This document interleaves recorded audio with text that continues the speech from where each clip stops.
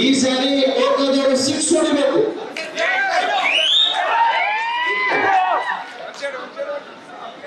ಒಡೆಯವರು ಏನಾಗಿತ್ತು, ಟೋಟಲ್ ಏನಾಗಿದೆ ಈ ಸಾರಿ ಸೀದಾ ಮುದ್ದಿಗೆ ಕೊಡ್ಬೇಕು. ಅಲ್ಲ ಓಕೆ, ಹೈಯೆಸ್ಟ್ ಲೀಡ್ ಕೊಡ್ತೀರಾ? ಸ್ವಲ್ಪ ಚಪ್ಪಾಳೆ ಹೊಡೆದವರಿಗೆ. Okay, ಎರಗುಡಿ okay. ಏನಾಗಿತ್ತು? 1+ 2- ಈ ಸಾರಿ 3+. ಓಕೆ, ಎಂ ಗೋನಾಡು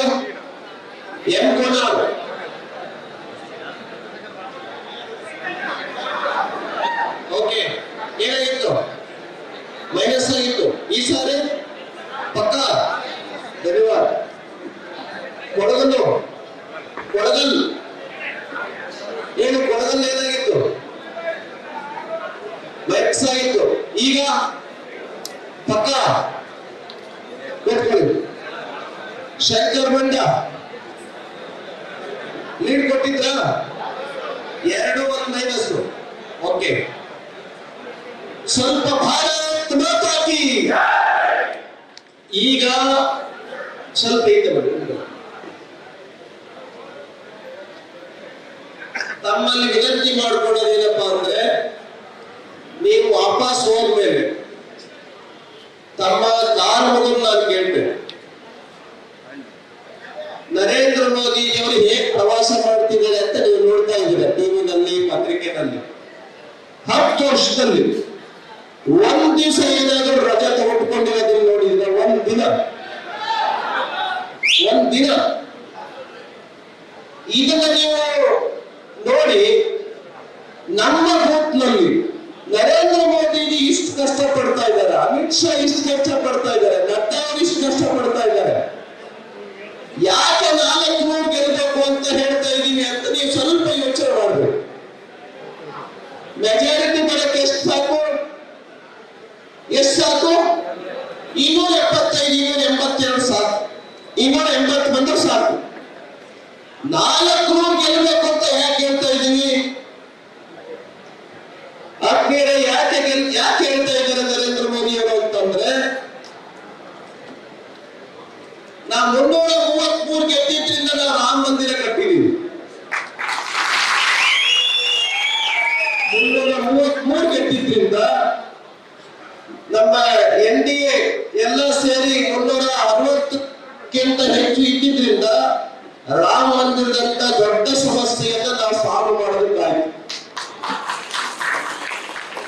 370ನೇ ವಿಧಿ. ಕಾಶ್ಮೀರ ಯಾವ ಸೈನಿಕರು, ಈವನ್ ಬಳ್ಳಾರಿ ಜಿಲ್ಲೆಯಿಂದಲೂ ಕೂಡ ಅಲ್ಲಿ ಹತ್ಯೆ ಆಗಿರ್ತಕ್ಕಂಥ ಸೈನಿಕರಿಂದ ಒಬ್ಬನಾದ್ರೂ ಹತ್ಯೆ ಆಗಿಲ್ಲ. ನಾನು ಈ ದೇಶದ ಪ್ರತಿ ಜಿಲ್ಲೆಯಲ್ಲೂ ಕೂಡ ಒಬ್ಬನಾದ್ರೂ ಸೈನಿಕ ಕಾಶ್ಮೀರದಲ್ಲಿರ್ತಕ್ಕಂಥ ಭಯೋತ್ಪಾದಕರಿಂದ ಹತ್ಯೆ ಆಗಿದೆಲ್ಲ ಇನ್ನು ಪ್ರತಿ ಜಿಲ್ಲೆಯಲ್ಲೂ. ಹಾಗಾಗಿ ನರೇಂದ್ರ ಮೋದಿ ಅವರು ನಿಶ್ಚಯ ಮಾಡಿದ, ಎಲ್ಲಿ ಗುಂಡು ಬರುತ್ತೆ ಅಲ್ಲಿಗೆ ಆ ಮನೆಗೆ ಗುಂಡು ಹೋಗುತ್ತೆ. ಎಲ್ಲಿಂದ ಗುಂಡು ಬರುತ್ತೆ ಆ ಮನೆಗೆ ಗುಂಡು ಹೋಗುತ್ತೆ. ಪರಿಣಾಮ ಏನಾಯ್ತು?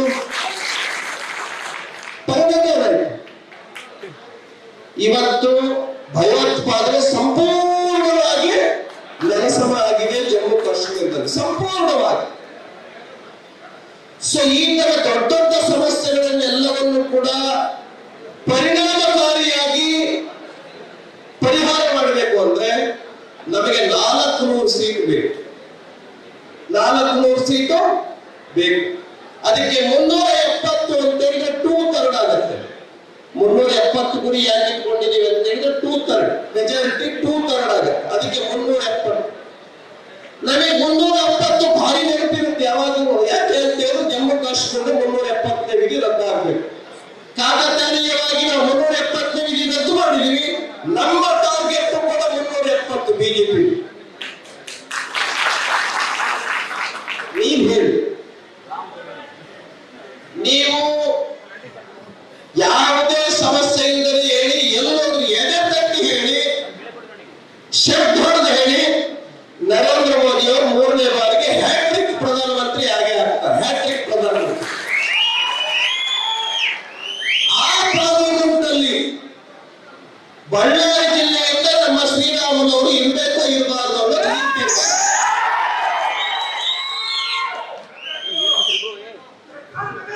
ಆ ಒಂದು ಗಳಿಗೆಯಲ್ಲಿ ಭಾರತದ ಅಮೃತ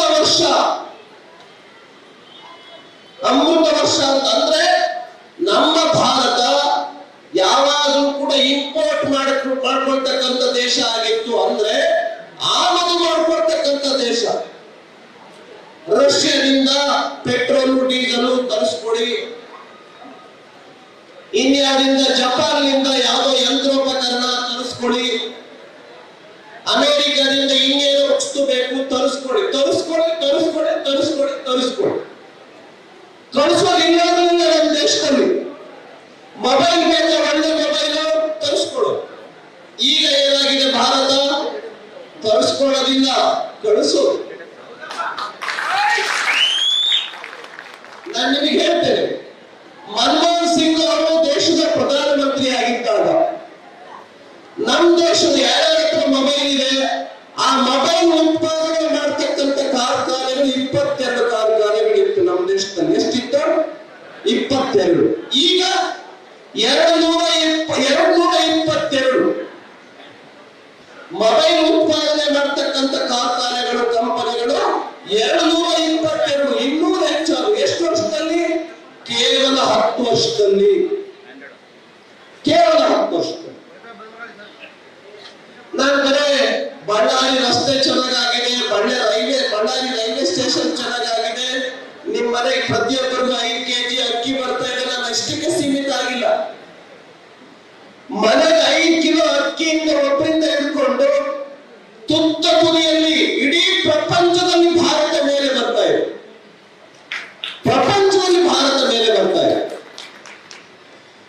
ಎಲ್ಲರೂ ಹೇಳ್ತಾರೆ ಹೌದು ಭಾರತ ಅಭಿವೃದ್ಧಿ ಹೊಂದುತ್ತಾ ಇದೆ. ಪೇಪರ್ ಟಿವಿನಲ್ಲಿ ಆಡ್ ಬರ್ತಾ ಇದೆಯಾ? ಜಾಹೀರಾತುಗಳು ಬರ್ತಾ ಇದೆ ಟಿವಿನಲ್ಲಿ. ಯಾವ ಭಾರತ ನಮ್ಮ ಕನಸು, ಯಾವ ಭಾರತ ನಮ್ಮ ಸಂಕಲ್ಪ? ಏನಂತ ಬರ್ತಾ ಇದೆ ಜಾಹೀರಾತು? ವಿಕಸಿತ ಭಾರತ. ಸ್ವಲ್ಪ ಈ ಜಾಹೀರಾತು ನೋಡಿ ನೀವು ಸ್ವಲ್ಪ ಕೈ ಮಾಡಿ. ವಿಕಸಿತ ಭಾರತ ನಾವು ನೋಡ್ತಾ ಇದೀವಿ ಟಿವಿನಲ್ಲಿ. ಯಾರು ಕೈ ಎತ್ತಿಲ್ಲ ನೋಡ್ತಾ ಇದೀವಿ, ಅವ್ರು ಟಿವಿ ನೋಡ್ತಾ ಇಲ್ಲ ಅಂತ ಅರ್ಥ. ನೋಡ್ತಾ ಇದೀವಿ. ಏನಂದ್ರೆ ವಿಕಸಿತ ಭಾರತ ಅಂದ್ರೆ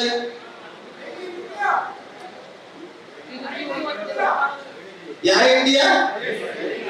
shining India. Yes, developing India ಅಲ್ಲ. ನಾವೀಗ ನಮ್ಮ ಸಂಕಲ್ಪ ಏನಪ್ಪಾ ಅಂದ್ರೆ ಡೆವಲಪ್ಡ್ ಇಂಡಿಯಾ, ಅಭಿವೃದ್ಧಿ ಹೊಂದಿದ ವಿಕಸಿತವಾಗಿರ್ತಕ್ಕಂಥದ್ದು. ಅಮೆರಿಕಕ್ಕಿಂತ ಕಡಿಮೆ ಇಲ್ಲ ಆ ದೇಶವನ್ನು ನಾವು ಕಟ್ಟದುಕೊಂಡು. ಅವರು ಚಂದ್ರಲೋಕಕ್ಕೆ ಏನೆಲ್ಲ ಕಳಿಸಿದ್ರು? ಚಂದ್ರಲೋಕಕ್ಕೆ ನಾವು ಕೂಡ ಕಳಿಸ್ತೀವಿ ಸೆಟಲ್ಮೆಂಟ್. ಹೆಚ್ಚು ಸಮಯ ತೆಗೆದುಕೊಳ್ಳಕ್ಕೆ ಹೋಗಲ್ಲ. ಯಾವುದೇ ಸಣ್ಣ ವಿಷಯದಲ್ಲೂ ಕೂಡ ಭಾರತ ಕಮ್ಮಿ ಇಲ್ಲ. ಭಾರತ ಪ್ರಪಂಚದ ಅಮೆರಿಕಕ್ಕೆ, ರಷ್ಯಾಕ್ಕೆ, ಜಪಾನ್ಗೆ ಸರಿಸಮವಾಗಿ ಇವತ್ತು ಭಾರತ ಇದೆ. ಹಂಗಾದ್ರೂ ಕೂಡ ಬಳ್ಳಾರಿನಲ್ಲಿ ಬಿಜೆಪಿಗೆ ಗೆಲ್ಲಿಸಲಿಲ್ಲ ಅಂತಂದ್ರೆ ಬಹುಶಃ ಬಿಜೆಪಿಗೆ ತಪ್ಪಲ್ಲ, ನರೇಂದ್ರ ಮೋದಿಗೆ ತಪ್ಪಲ್ಲ, ಇಲ್ಲಿ ಜನರು ಏನು ತಪ್ಪು ಅರ್ಥ ಮಾಡ್ಕೊಂಡಿದ್ದಾರೆ ಅನ್ನೋ ಮೆಸೇಜ್ ಹೋಗುತ್ತೆ. ಹಾಗಾಗಿ ನಾನು ಈ ವೇದಿಕೆಯಿಂದಲೇ ತಮ್ಮ ಪಾದಗಳಿಗೆ ಶಿರಸಾಷ್ಟಾಂಗ ಮಾಡಿ ನಮಸ್ಕಾರ ಮಾಡಿ ನಾನು ಹೇಳ್ತೀನಿ. ಯಾರ ಸಲುವಾಗಿ ಅಂದ್ರೆ ನಮ್ಮ ಪಾರ್ಟಿ ಸಲುವಾಗಲ್ಲ, ಬಿಜೆಪಿ ಸಲುವಾಗಲ್ಲ, ದೇಶದ ಸಲುವಾಗಿ ನಾನು ತಮ್ಮಲ್ಲಿ ವಿನಂತಿ ಮಾಡ್ಕೊಳ್ತೇನೆ. ಯಾರ್ಯಾರು ಈಗ ಕೈ ಎತ್ತಿದ್ರಲ್ಲ, ನಮ್ದು 2 ಮೈನಸ್ ಆಗಿತ್ತು, 1 ಪ್ಲಸ್ ಆಗಿತ್ತು, 3 ಪ್ಲಸ್ ಆಗಿತ್ತು, 1 ಮೈನಸ್ ಆಗಿತ್ತು. ಕೆಲವರು ಹೇಳಿದ್ರೆ ನಮ್ದು 4 ಪ್ಲಸ್ ಆಗಿದೆ, ಕೆಲವರು ಹೇಳಿದ್ರು ನಮ್ದು 5 ಮೈನಸ್ ಆಗಿದೆ. ಹೇಳಿ, ನಮ್ದು ಮೈನಸ್ ಆಗಿತ್ತು ಅನ್ನೋಂಥ ಏನೇನು ಸಂಕೋಚೆಯಿಂದ ಕೈ ಮೇಲೆ ಮಾಡಿ. ನಮ್ದು ಮೈನಸ್ ಆಗಿತ್ತು ಕಳಿಸ್ತಾರೆ MLA ಚುನಾವಣೆ. ಸಂಕೋಚ ಏನೇನು ಸಂಕೋಚ ಬೇಡ. ಅವರು ಕೈ ಮೇಲೆ ಮಾಡಿ, ಕೈ ಮೇಲೆ ಮಾಡಿ, ಸಂಕೋಚ ಮಾಡಿ. ನಮ್ಮ ಕೂತು ಸ್ವಲ್ಪ ಮೈನಸ್ ಚೂರು ನಿಂತ್ಕೊಳ್ಳಿ, ಒಂದೇ ನಿಮಿಷ ನಿಂತ್ಕೊಳ್ಳಿ, ಏನ್ ಸಂಕೋಚ ಮಾಡಬೇಡಿ. ನೀವು ನಮ್ಮ ಕಾರ್ಯಕರ್ತರು ಸ್ವಲ್ಪ ಸೈಲೆಂಟ್ ಆಗಿದೆಯಲ್ಲ, ನಿಂತ್ಕೊಳ್ಳಿ. ಭಾರತ್ ಮಾತಾ ಕಿ ಒಂದ್ಸರಿ ಮೌನ ಆಗ್ಬೋದಾ? ಯಾರು ಮಾತಾಡಬೇಡಿ, ಸ್ವಲ್ಪ ಯಾರ್ಯಾರು ನಿಂತ್ಕೊಂಡಿದ್ದೀರಿ. ನಿಮ್ ಬೂತ್ ಅಲ್ಲಿ ಬಿಜೆಪಿಗೆ ಮೈನಸ್ ಆಗಿತ್ತು ಅಂದ್ರೆ ಕಾಂಗ್ರೆಸ್ಗೆ ಪ್ಲಸ್ ಆಗಿತ್ತು, ಕಾಂಗ್ರೆಸ್ ಲೀಡ್ ಆಗಿತ್ತು. ನಾನು ತಮ್ಮ ಪಾದಗಳಿಗೆ ನಮಸ್ಕಾರ ಮಾಡಿ ಕೇಳೋದೇನಪ್ಪ ಅಂದ್ರೆ, ನರೇಂದ್ರ ಮೋದಿಜಿಯವರು ಬಳ್ಳಾರಿ ಜೀತ್ ಗಯೇ ಕ್ಯಾ ಅಂತ ಅಂದ್ರೆ ಎಸ್, ನಾವು ಎದೆ ತಟ್ಟಿ ಹೇಳಿಕೊಳ್ಳುವಂತ ರಿಸಲ್ಟ್ ಅನ್ನು ನಾವು ಕೊಡ್ಬೇಕು. ನೀವ್ ಹೇಳಿ, ಈ ಸಾರಿ ನೀವು ಕೂತ್ಕೊಳ್ಳಿ. ಈಗ ಯಾರು ಕೈ ಎತ್ತಿರ್ಲಿಲ್ಲ, ನೀವು ಲೀಡ್ ಕೊಟ್ಟಿದ್ದೀರೋ ಅಥವಾ ಕೈ ನಿಂತ್ಕೊಳ್ಳಿರೋ ನನಗೆ ಗೊತ್ತಿಲ್ಲ. ಎಲ್ಲರೂ ಸೇರಿ ನೀವು ಬಳ್ಳಾರಿ ಗ್ರಾಮಾಂತರ ವಿಧಾನಸಭಾ ಕ್ಷೇತ್ರ ಅಲ್ವಾ, ನಾನು ಹೇಳಿ ಏನೇನು ಚಿಂತೆ ಮಾಡಬೇಡಿ. ಅವ್ರು SC ಇರಲಿ, ST ಇರಲಿ, OBC ಇರಲಿ, ಲಿಂಗಾಯತರಿರಲಿ, ಕುರುಬರು ಇರಲಿ, ನಾವೆಲ್ಲರೂ ಕೂಡ ಭಾರತ ದೇಶದವರು. ಹೌದು ಅಲ್ವೋ? ಈ ಜಾತಿ, ಮತ, ಪಂಥ, ಧರ್ಮ ಇವನ್ನೆಲ್ಲವನ್ನೂ ಕೂಡ ಬದಿಗಿಟ್ಟು ಭಾರತವನ್ನು ಗೆಲ್ಲಿಸ್ತೇವೆ, ಭಾರತವನ್ನು ಗೆಲ್ಲಿಸ್ತೇವೆ, ಭಾರತವನ್ನು ಗೆಲ್ಲಿಸ್ತೇವೆ. ಹಾಗಾಗಿ ನಾವು ಬಳ್ಳಾರಿ ಗ್ರಾಮೀಣ ಕ್ಷೇತ್ರದಲ್ಲಿ ಕನಿಷ್ಠ ಯಾರು 50,000 ಲೀಡ್ಗಳು ಕೊಡ್ತೀವಿ ಅಂತ ಹೇಳಿದ್ರು, 50,000 ಲೀಡ್. ಇವ್ರು ಹೇಳಿರೋ ಸರಿ ಇಲ್ಲ, ನಾವು ಬದ್ಧವಾಗಿದ್ದೀವಿ ಅಂತ ಸ್ವಲ್ಪ ಕೈ ಮೇಲೆ ಮಾಡಿ. ಅವ್ರು ಹೇಳಿರೋ ಸರಿ ಇಲ್ಲ, ಹಾಗಾಗಿ ನಾನು ನೆಕ್ಸ್ಟ್ ಸಮಯ ತೆಗೆದುಕೊಳ್ಳಕ್ ಹೋಗಲ್ಲ. ನೋಡಿ, ಏನು ನಮ್ಮ ರಾಮನ್ ಅವರಿಗೆ ತುಂಬಾ ನೋವಾಗಿದೆ. ಯಾವತ್ತೂ ಕೂಡ ಅವ್ರು ಸೋಲೆ ಕಂಡಿರಲಿಲ್ಲ. ಹಾಗಾಗಿ ನಾನು ವಿನಂತಿ ಮಾಡ್ತೇನೆ, ಈ ಸಾರಿ ಅವರನ್ನು ಪಾರ್ಲಿಮೆಂಟ್ಗೆ ಕಳಿಸ್ಕೊಡ್ತೇವೆ, ನಾವು ಡೆಲ್ಲಿಗೆ ಕಳಿಸ್ಕೊಡ್ತೇವೆ. ನರೇಂದ್ರ ಮೋದಿಜಿಯವರು ಪ್ರಧಾನಮಂತ್ರಿ ಓಟ್ ತೆಗೆದುಕೊಳ್ಳುವಾಗ ನಮ್ಮ ರಾಹುಲ್ ಅವರು ಎದುರುಗಡೆ ಇದ್ದಾರೆ. ಹಂಗಾಗಿ ನಾವು 50,000 ಲೀಡ್ ಇಂದ ಗೆಲ್ಲಿಸ್ತೇವೆ ಗ್ರಾಮೀಣ. ಮಾಡ್ಬೋದಾ? ಇದನ್ನ ನಂಬೋದಾ ನೀವು? ಅದಕ್ಕೆ ಎರಡು ಕೆಲಸ ಮಾಡಬೇಕು. ವಾಪಸ್ ಹೋದ್ಮೇಲೆ ಕನಿಷ್ಠ 50 ಜನ ಒಂದು ಬೂತ್ ಅಲ್ಲಿ ಕಾರ್ಯಕರ್ತರು ಇರ್ಬೇಕು. ಎಷ್ಟು ಜನ?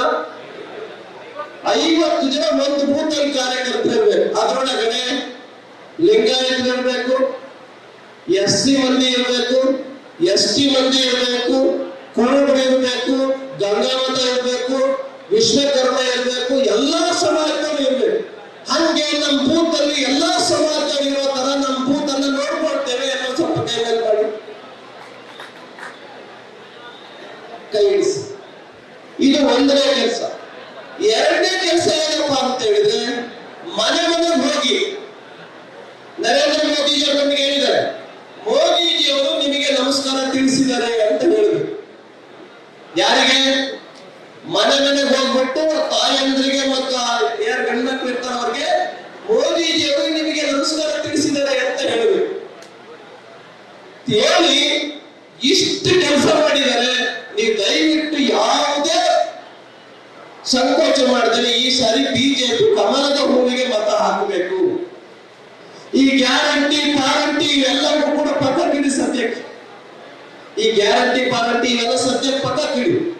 ಒಂದೇ ಗ್ಯಾರಂಟಿ ಏನಪ್ಪಾ ಅಂದ್ರೆ, ನರೇಂದ್ರ ಮೋದಿಜಿಯವರು ಭಾರತವನ್ನ ಪ್ರಪಂಚದಲ್ಲಿ 1ನೇ ಸ್ಥಾನಕ್ಕೆ ತೆಗೆದುಕೊಂಡು ಹೋಗ್ತಾರೆ. ಇದು ನಮ್ಮ ಒಂದು ಗ್ಯಾರಂಟಿ.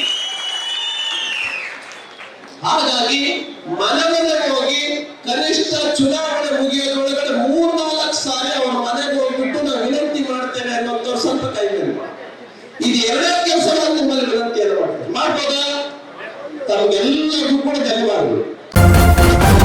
ನ್ಯೂಸ್ ಫಸ್ಟ್, ನಿರ್ಭೀತಿಯಿಂದ ನಿಮ್ಮ ಪರವಾಗಿ.